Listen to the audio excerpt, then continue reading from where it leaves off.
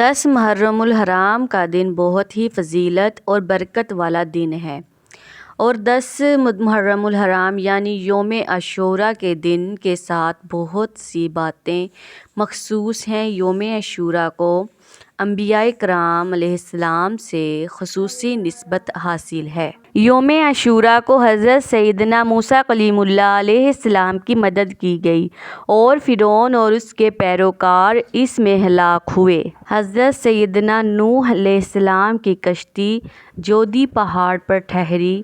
حضرت سیدنا یونس علیہ السلام کو مچھلی کے پیٹ سے نجات ملی۔ حضرت سیدنا آدم علیہ السلام کی توبہ اسی دن قبول ہوئی۔ حضرت سیدنا یوسف علیہ السلام عاشوراء کے دن کنویں سے نکالے گئے۔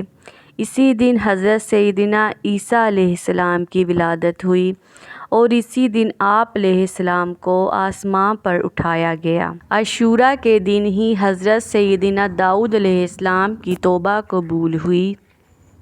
حضرت سیدنا ابراہیم کی اسی دن ولادت ہوئی۔